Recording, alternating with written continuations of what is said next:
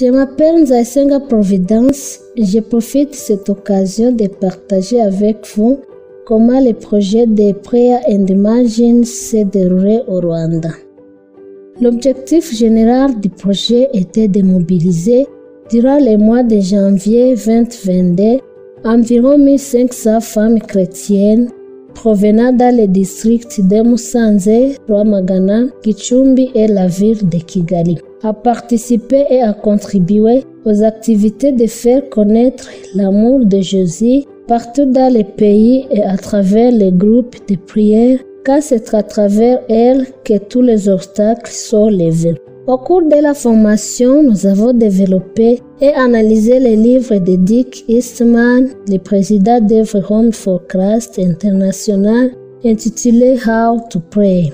En résumé, on va parler de 12 étapes de la prière qui sont glorifier Dieu, attendre, confesser les péchés, prier sur les bases des Écritures saintes, être éveillé, prier pour les autres, intercéder, remerciement, chanter, méditation, discerner, glorifier Dieu.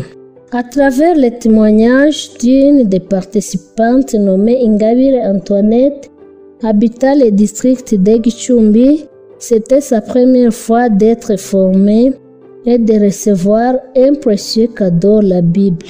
Pendant plusieurs années, elle n'avait pas pu s'acheter une Bible à cause de la pauvreté. Malgré l'effort qu'elle a manifesté en épargnant un peu d'argent, mais en vain, elle s'est exprimée en ces mots. Vous offrez de la nourriture spirituelle sans oublier la nourriture du corps. Avec cette Bible, j'apprendrai mes enfants à la lire, à l'aimer, à l'utiliser quotidiennement. Je vous remercie de nous avoir chéris à travers cette formation et les cadeaux nous grandiront dans la foi. Résultat, 200 femmes, dont 50 par district, ont été formées sur le rôle de la femme dans l'évangélisation et la prière.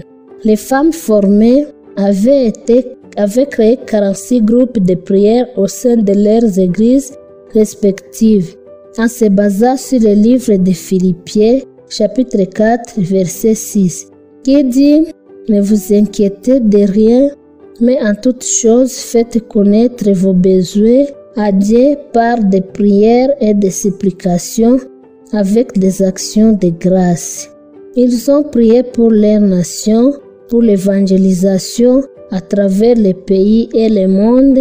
En général, prié pour l'éradication et la COVID-19, aussi pour leur famille. Les femmes formées ont été dotées de 190 Bibles et de 40 livres intitulés How to Pray, comme outils qui les aideront à encadrer leur père. Des femmes dans chaque district ont été choisies en tant que focal leaders pour continuer à diriger les activités évangéliques des femmes au niveau des districts. Comme conclusion, IHC Rwanda, à travers le projet d'Imagine, dirigé par Nzaisenga Providence, remercie la hiérarchie de IHC International et la hiérarchie de IHC au niveau de l'Afrique d'avoir financé ce projet. D'une façon très particulière, nous tenons à remercier les leaders des Margins au niveau d'Afrique pour l'appui technique et moral dans l'accomplissement du projet Margin. Enfin, nous remercions toute l'équipe IHC Rwanda et les focal leaders, femmes volontaires, pour avoir contribué d'une façon exceptionnelle au succès du projet Margins.